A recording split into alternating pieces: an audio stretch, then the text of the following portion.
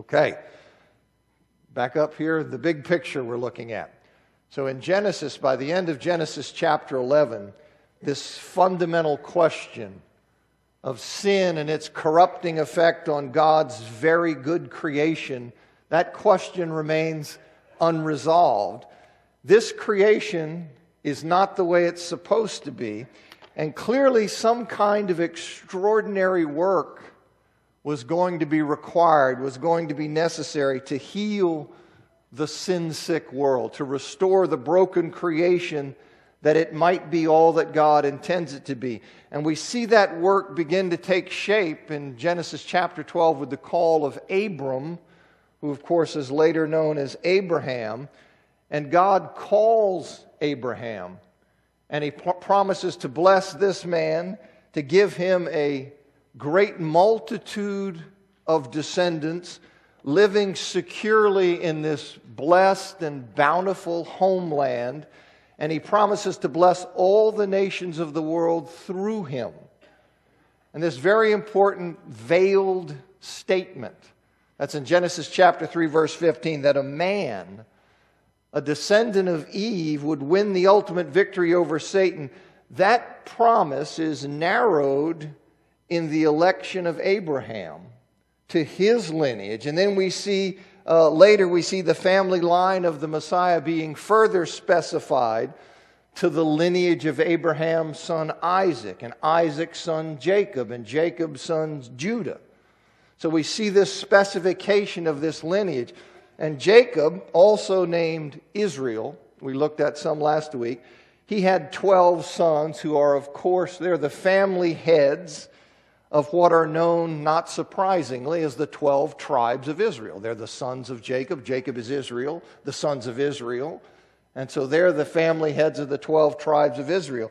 And the 11th of those brothers, we looked at last week, Joseph, he was the firstborn son of Jacob's beloved wife Rachel.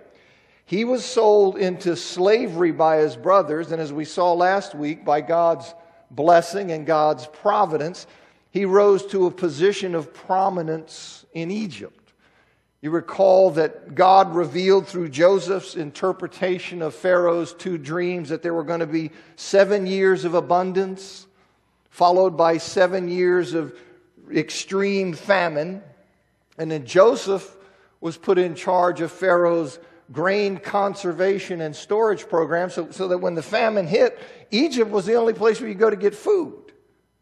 And so that was because of God's providence and his revelation through the interpretation of those dreams. So people from all over the region are coming to Joseph to buy food. And this led ultimately to Jacob, the father of the 12 sons, and his 12 sons and their sons, 70 men in all, and all their wives living together in Egypt under the blessing of Joseph's rule. Well, Jacob died, the father, he died in Egypt at the age of 147. His body was embalmed, which was an Egyptian practice. It was embalmed and then taken to Canaan for interment at the cave of Machpelah. And I said all that last week. Genesis. All right. Genesis 50, 24 and 25, it says, "And Joseph said to his brothers, I'm about to die, but God will visit you and bring you up out of this land to the land that he swore to Abraham, to Isaac, and to Jacob. Then Joseph made the sons of Israel swear, saying, God will surely visit you, and you shall carry up my bones from here." Then it says in Hebrews 11:22, "By faith Joseph, But Joseph, when at the end of his end of life, made mention of the exodus of the sons of Israel and gave instruction regarding his bones." So here at the end of his life, Joseph expresses his continuing faith in God. And though he and the entire family of Israel, they'd lived in Egypt for many decades. They'd been there for many decades. He trusted that God would be true to his promise. And one day he would bring them into Canaan's land. He would bring them into the promised land, the land that he had sworn to give Abraham, Isaac, and Jacob. So he's been there for decades, but he knows God has said this, and He's going to do this one day. And when that happens, I want you to take me out of here. So he's faithful there. And Joseph died in Egypt at the age of 110. That's about 54 years after Jacob died. And he was also embalmed, and he was put in a coffin in Egypt. Now, there's some uncertainty about the dating of these events. And you can see arguments back and forth about them. But according to the dating that seems most reasonable to me and most reasonable to many other people, Joseph died around 1805 BC. 1,805 years BC. And Joseph's brothers and the remainder of his generation passed away. So you're some years after that. You see that in Exodus chapter 1, verse 6. But the people of Israel, they're multiplying rapidly. They're multiplying rapidly. You say, well, this is a blessing of God. But they're multiplying rapidly, and I assume this had been going on throughout their time in Egypt and simply was continuing at an accelerated pace. So as the population gets larger, so they're multiplying rapidly. And then we read in Exodus chapter 1, verse 8, this very famous passage or statement, that a new king came to power in Egypt, one who did not know Joseph. And remember Joseph and all that he'd done and the position that he held. But when it says he didn't know Joseph, that need not mean, and I think almost certainly doesn't mean, that he wasn't aware of who Joseph was. It more likely means that he didn't accept any obligation toward Joseph's people. He didn't know him in the sense that he didn't recognize the worth of Joseph's contribution to Egypt, and he refused to honor any prior arrangement that existed for protecting the Hebrews. Basically, he turns his back on him. He doesn't know him in that he gives him nothing, no credit. And so he doesn't know him in that sense. But we don't know who this ruler was. You see, we don't know who this ruler was. Some think he was a foreign ruler of Egypt.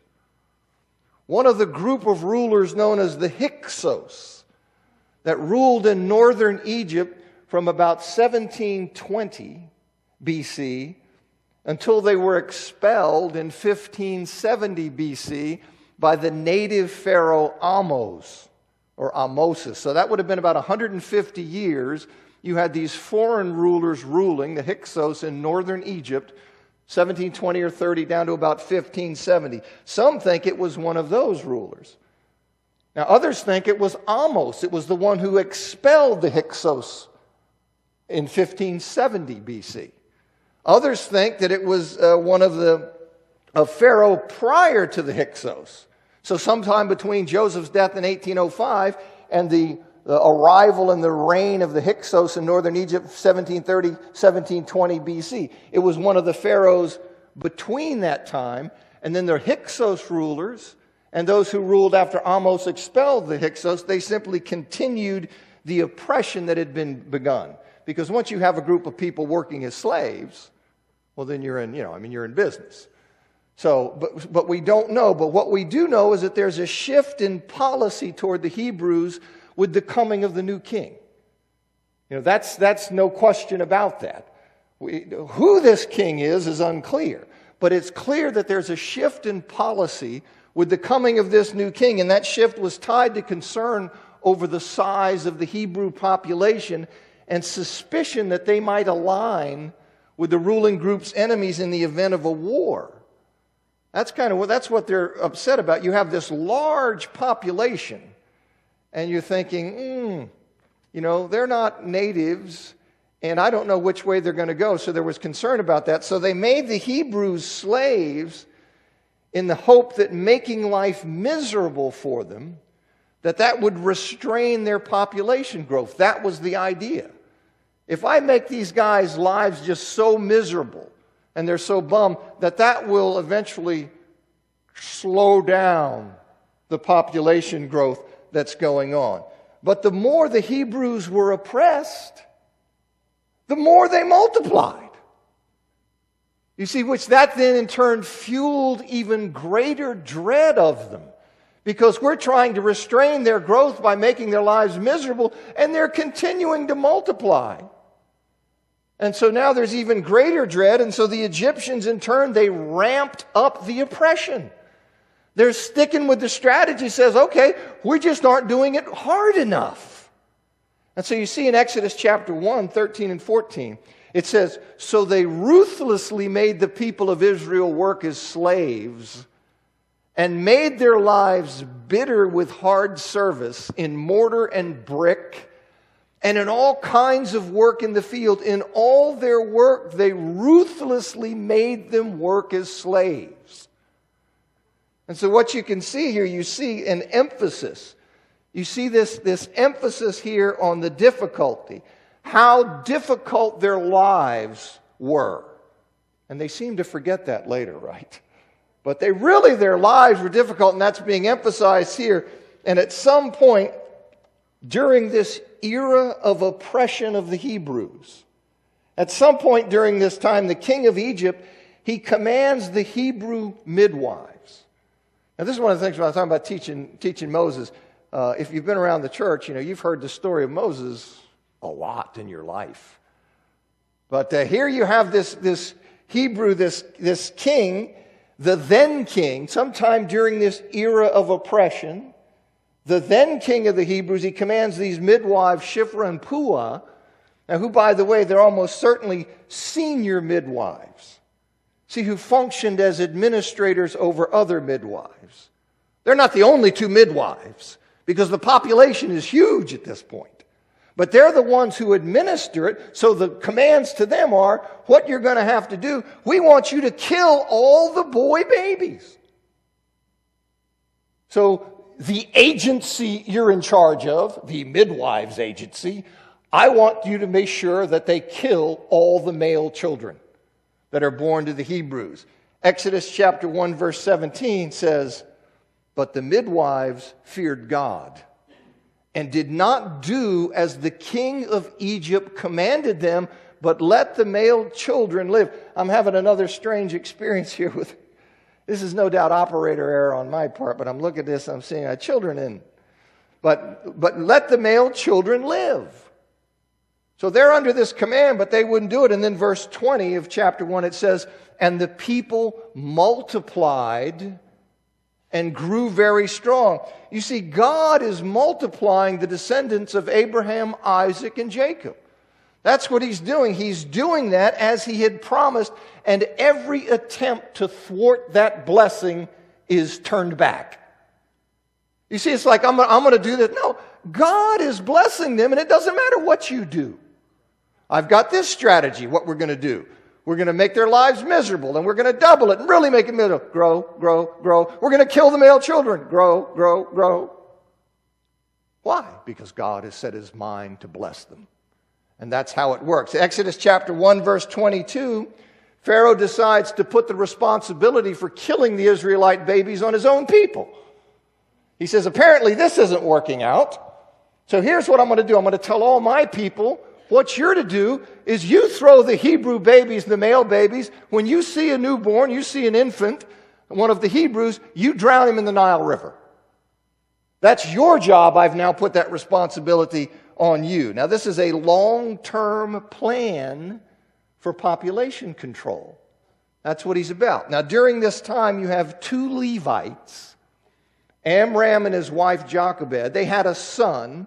And when Jochebed saw that the son was beautiful or good or fine, you see, how do you translate that word? Well, she hid him so that he wouldn't be killed. And that child is, of course, Moses. Now, accepting that the Exodus occurred in 1446 BC, which I think is the right date, for accepting that, and that Moses was 80 years old at the time, that means that he would have been born in 1526 BC. Now, his brother Aaron is 3 years older. You can see that in Exodus chapter 7, verse 7. Apparently, he'd been born before this edict. He was born before that edict that the people were to kill the Hebrew children, since there's no mention of him being exposed to a similar peril.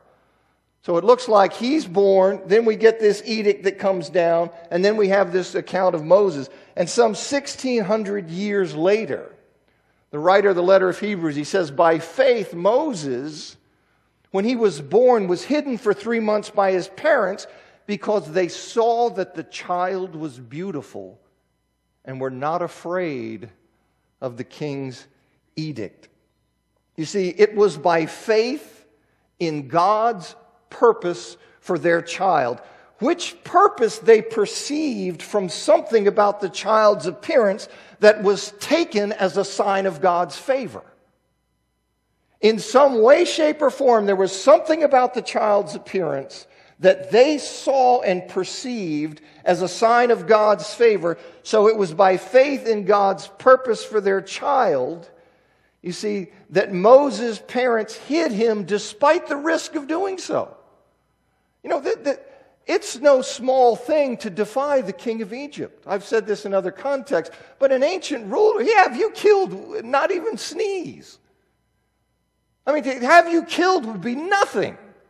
And nobody would think a thing about it. It wouldn't be like, hey, you know, I've got due process coming to me. No due process. The king's the king, and if he kills you, he kills you. And so it was no small thing to do that, you see. His parents, Moses' parents, were motivated by faith in light of some kind of spiritual insight into his significance.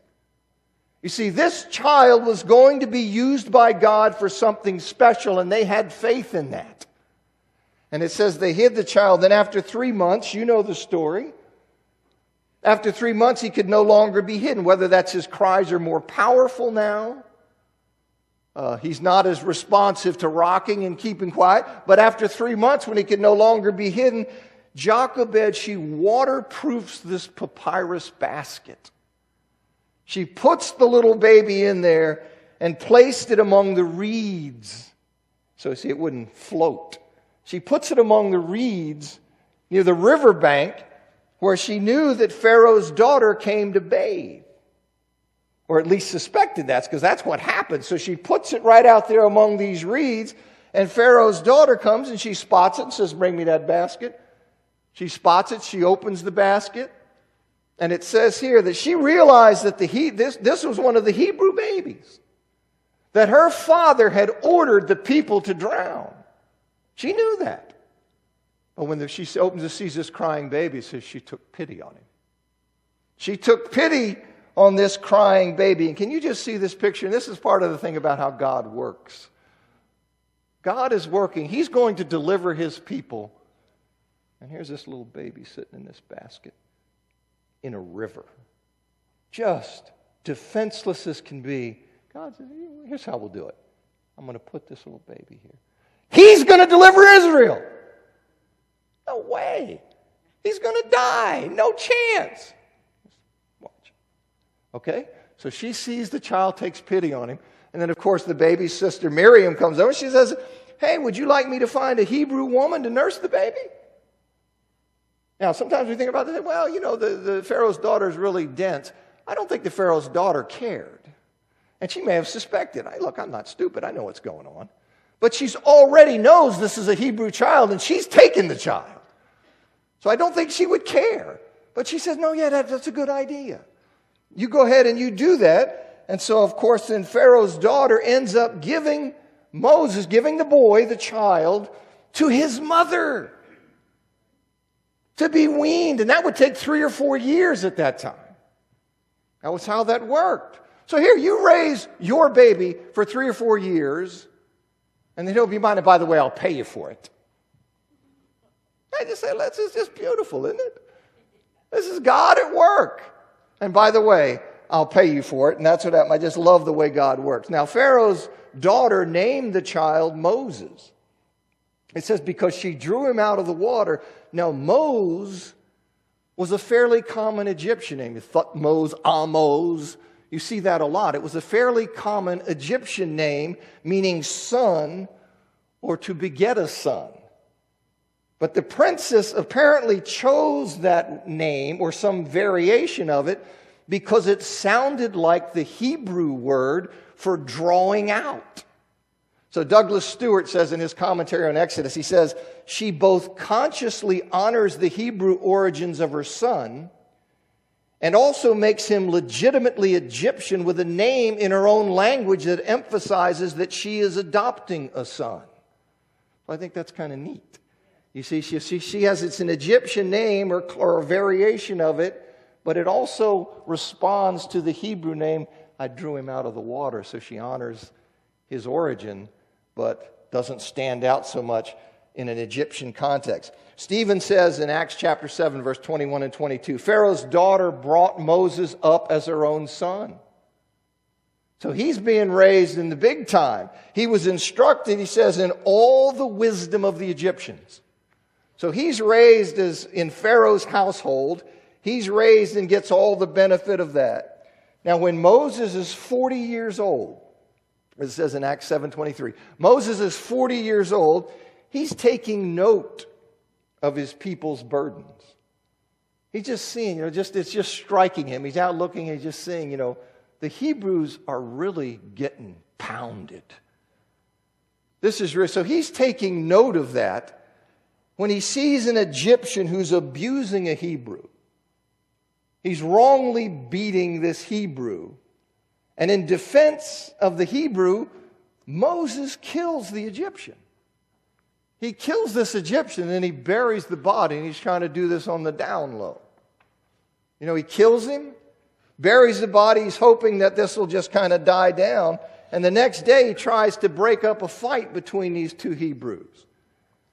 Two different Hebrews fighting, and he says, brothers, why are you doing that? And the one who's in the wrong says, hey, who made you prince and judge over us? Are you going to kill me like you killed the Egyptian? See, when he said that, then Moses knew at that point, that his deed had become too well known to remain hidden. And he knew it would only be a matter of time before the Egyptians were after him. The Egyptian authorities would be, and sure enough, Pharaoh heard of it. And Pharaoh sought to kill him. And Moses then fled to Midian. And over here, and you can extend that out, but that region, what we call the Gulf of Aqaba, east and south of that. Moses goes and he flees to Midian because he's under siege from Pharaoh, who wants to kill him for this.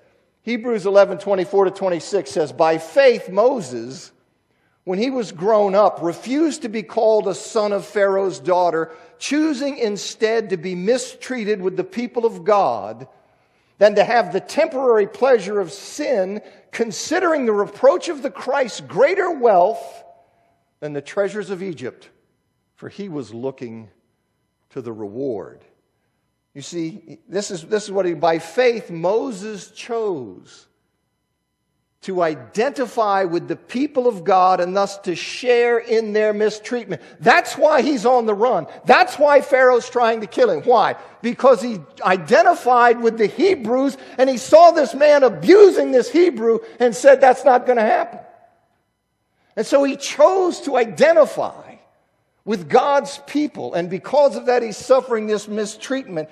So it's by faith that he does that he identifies with them and shares in their mistreatment rather than enjoy the temporary luxury and prestige that could have been his if he had sinfully ignored the plight of the Jews, and if he'd identified with Pharaoh's house. He could have done that. He could have just kept going, no, hey, I'm good. Yeah, I see that. I see that these people are being abused and mistreated, and I can close my eyes to it, and I cannot make a statement about it or stand and do any of that kind of thing and just be part of the problem. But he didn't do that. That's not how in choosing. So it says, see, in doing that, he considered the reproach of the Christ. The reproach of the Christ, the hardship and the contempt that he, like Jesus, chose to suffer through identification with the people of God. He considered that of greater value than the treasures of Egypt. He considered it that way because he chose that over the wealth of Egypt. So that's what he says. He considered that of greater value because that's what he chose over the wealth of Egypt. See, he had that perspective because it says his eyes were focused on the eternal reward that comes only to the faithful of God. So this is what Moses is doing. And then in Midian, Moses marries Zipporah. He marries Zipporah, who's the daughter of Jethro, the priest of Midian. Now, Jethro is sometimes referred to as Reuel, or as we sometimes say, Reuel. But Reuel, he's sometimes referred to that way because probably that's his clan name. See, something like our last name. So you have, but Jethro, he marries Zipporah, Jethro's daughter, and Moses has two sons in Midian, Gershom and Eleazar. And you can see that in a couple of places. And then Moses was in Midian for a long time. And so I talk about God, the way God works and the way God moves. Moses was in Midian for 40 years. I mean, 40 years? Yeah, he was in there 40 years.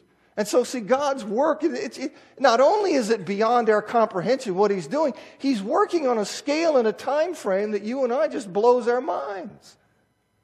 But he's there in Midian for 40 years, and during that time, the king of Egypt, the one who had been pursuing him, that Pharaoh, died. And the Israelites, though, throughout that time continued to be sorely oppressed. And then at that time, God chooses to act in response to their cries. God, in his understanding, in his knowledge, in his plan, in his purposes, then he chooses.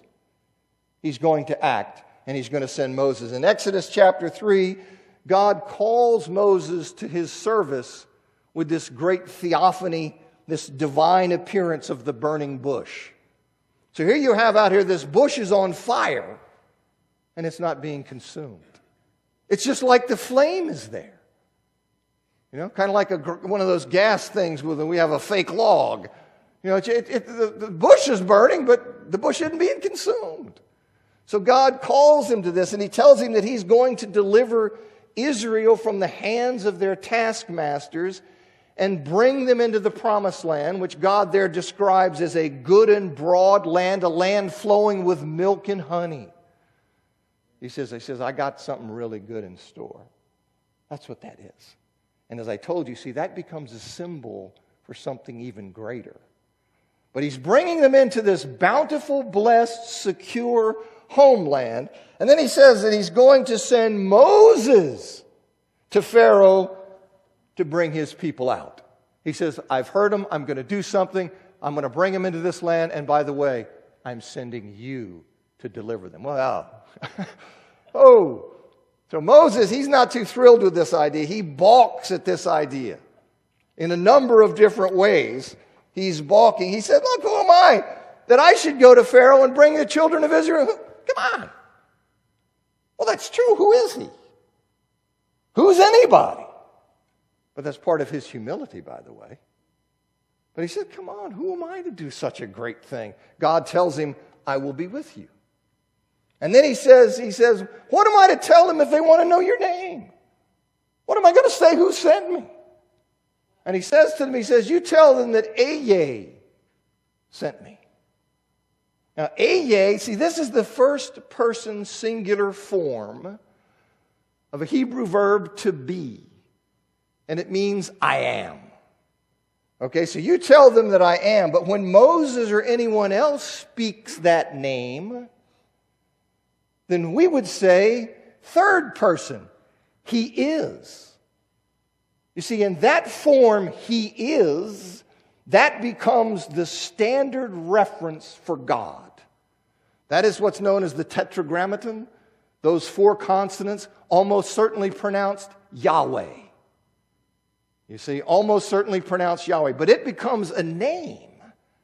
You see, Yahweh, that's the same, by the way, Jehovah comes from the same, that's another attempt people have made to try to, well, how do we pronounce this? And you know the story, you see, is because the Jews in reverence wouldn't pronounce the name of God. So then you forgot, well, how is it pronounced? Because there are no vowels. It's simply consonants. And so then somebody, a long time later says, well, let's put in the vowels from the Adonai, and you get Jehovah. But most scholars now say overwhelming, no, that wasn't right, it's Yahweh. Okay, that it's Yahweh. But in any event, the name, look, that name was known by earlier generations. You can see that in Genesis chapter 4, chapter 9, chapter 12, chapter 26, chapter 28, chapter 37. And also it was used by Jacob in Genesis 49, verse 18, when he blessed his son. So what I think God is doing, he says, look, you tell them that I sent them. Yahweh is sending you. And that will resonate with them. They should recognize that you are then coming as an agent of the true God, the God their ancestors worshipped. Because he's saying, what am I going to tell them? Who sent me? Then he says, after God tells Moses that the elders of Israel, he says, look, they will listen to you. They will support you. And he says, then I'm going to stretch out my mighty hand and I'm going to bring the people out of Egypt. Moses said, they're not going to believe you appeared to me. I'm going to go in there, I'm going to say, yeah, Yahweh sent me. And they're going to say, I'm not buying it. So God says, all right. He tells him, he tells him and he even demonstrates for him that he will empower him to perform certain miracles to convince the people that God did indeed appear to him. He said, I'm going to give you some staff. You throw it down, become a snake, and become a staff again. Leprosy, appear, go away, appear, you see. Nile, turn to blood. Water from the Nile, turn to blood. So I'm going to give you this power to work these things that it will confirm to them that, yes, in fact, I have appeared to you. And then Moses said, look, I'm slow of speech and tongue. I'm a man of uncircumcised lips. Look, I'm not really eloquent. I can't really talk. Come on, man. You got to have a talker for this job. And God said that he would be his mouth. And he would teach him what to speak. And then finally in Exodus 4:13, Moses said, he just says, oh, my Lord, please send someone else. Will you just please send somebody else? And God was angry with him. He was angry with Moses for his unwillingness to serve, but he told him, and I think this is in his grace, he told him that Aaron would speak to the people what Moses told him to say, and that God would teach both of them what to say. And he also gave him a staff with which to perform miracles. All right, so Moses now in Midian, God has called him, argued with him, cajoled him and said, it's you I'm sending. So Moses and his family, he heads back to Egypt with his wife and his 2 sons. This is probably around 1446. That's the date of the Exodus. Moses, as I said, is 80 years old. Now, by the way, which given the longer lifespans, it's not really comparable to our 80. I don't want to diminish the fact he's 80, but it's not really the same. If I ever make 80, I'm going to be a real charmer. Well, if I make it, I'm going to look like a raisin. It's going to be something. And John will be busting on me. That's if he's around. But so he's 80 years old. And on the way to Egypt for this mission, they stopped at a lodging place. And Exodus chapter 4, verse 24 says that Yahweh, or there's a textual issue here. It perhaps says an angel of the Lord. That's what the Septuagint has. And some of the Targums have. But whether it's Yahweh or an angel of the Lord, it says that he met him and sought to kill him. This is rather puzzling, peculiar, and yes, it's created all kinds of interpretations and this kind of thing. You see, it's puzzling text. Now, in the context, him, people say, well, who's him? Okay, you got some people saying, well, it's going to be Gershom or it's going to be Eliezer. In the context, it seems to me that the him refers to Moses, and the statement that God sought to kill him, it doesn't mean that God intended and attempted to kill him but wasn't able to kill him. I mean, this is a God who speaks creation into existence, so he's certainly capable of killing Moses. He could just vaporize Moses. You see, what it means is it most likely means that God was killing him slowly. In other words, that he made Moses deathly ill so that he would have died if the desired corrective action hadn't been taken. In other words, he sought to kill him, and then he's killing him through a process that allows time for the corrective action to be taken. In other words, he's attacking him in a way that gave them time to rectify the circumstance that had caused the judgment. And with Moses presumably incapacitated, at death's door, Zipporah, she either assumed or she was told, and it wasn't reported to us, that this condition that Moses was suffering was related to his failure to have circumcised one of his sons. And so, we don't know why Moses had neglected that duty. There are different ideas people spin about that, but we're not told. But Zipporah circumcised the son, and then she touched the bloody foreskin, it says, to his feet. Okay, again, whose feet? Okay, I think Moses' feet. Touches the bloody foreskin to Moses' feet. Presumably she does that. It doesn't tell us why. And we don't, so it's hard to get back to what's going on with this thing. But presumably she does that to associate him with the act, since he should have been doing the circumcising, but he's incapacitated. So she circumcises, touches the bloody foreskin to his feet, and then God relented and he recovered. And then we have her statement. It says, "Surely you are a bridegroom of blood to me." Well, perhaps that's simply intended to convey her gratitude that God has now given her husband back to her because of the blood of circumcision, because she did what should have been done, that she's now received Moses back from the dead, so to speak. Now he's her husband, but now he's her husband of, the bridegroom of blood, because she gained him back through her faithfulness in doing that act. Okay, so that's something that's perhaps there. So if you notice, Moses' life has been spared repeatedly by women. You can make what you want of that, but you see women serving powerfully, serving effectively. The women aren't delivering the Israelites, but do you think it's not a big deal what they're doing? You see, the Hebrew midwives, Jochebed and Miriam, Pharaoh's daughter, now Zipporah. These aren't trivial things. Great risk to some of them. Great faith, great courage, tremendous blessing. God then uses their work in the flow of what he's doing. So not trivial, not something to cast aside. Now this incident, I think it's there because it dramatically emphasizes at the beginning of Moses' mission, the importance of obedience. The importance of covenant faithfulness for the Jewish people. God protects, God blesses, God provides.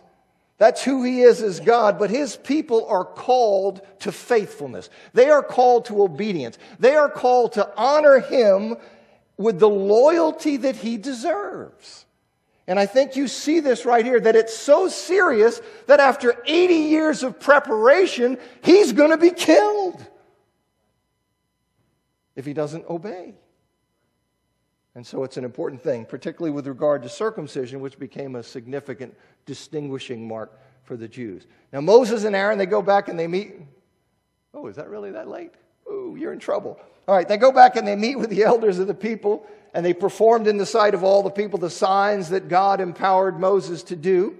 The people believed that Moses was indeed God's representative, and they worshiped God for having visited them in their time of affliction. He comes and says, "I've met with God, and he sent me to you, and here the miracle." Whoa! God is visiting us in the person of Moses.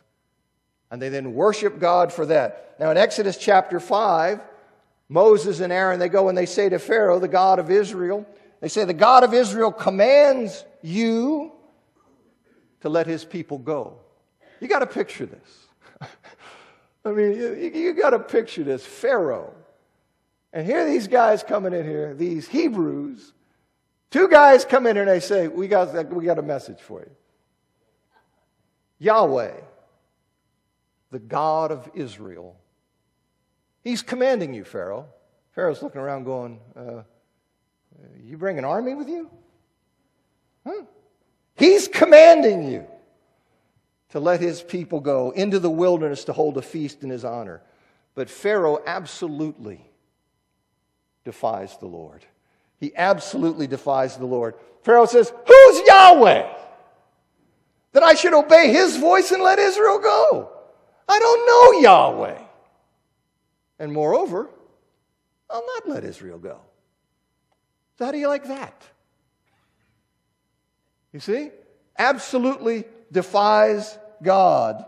And Pharaoh, see, he's historically was viewed in Egyptian society as the earthly embodiment of the god Horus. This is how Pharaoh was understood and perceived. Now, that perception was somewhat tempered by the time of Moses, but he was still seen as the holder of a divine office who in some way participated in divinity by fulfilling that role. He's more like a channel for the gods. But he still has this idea, you see this sense that he is in some way divine. And so we have this battle shaping up, you see. So even at that level of his being divine, the conflict is really between Yahweh, the God of Israel, and the God or gods represented by Pharaoh. The statement by Pharaoh that he does not know Yahweh. You see, that means that he doesn't accord him any respect. That means nothing to me. Yahweh means nothing to me, is essentially what he's saying. His entire response, it's dismissive and it's sarcastic, and as we would say today, it's on. It's on. He comes to Pharaoh and says, "Let my people go," and Pharaoh goes, "All right. Okay.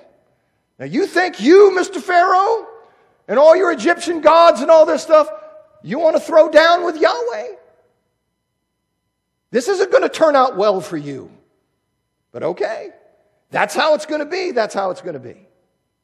And so he does. Now Aaron and Moses, they politely say, "Look, the God of the Hebrews, he's met with us. He's met with us," and he says, "Look, ask Pharaoh to please," they say, "look, please let us go. Let us go 3 days' journey into the wilderness that we may offer sacrifices to Yahweh," which would have been part of the feast. That's what 3 days' journey so we can offer sacrifices to him. Pharaoh says, in essence, look, this nonsense, this wouldn't be happening if the people didn't have so much time on their hands. That's the problem. You wouldn't be coming to me with this nonsense. Your people are too idle, and that's where they're getting all these crazy ideas. So here's what we're going to do.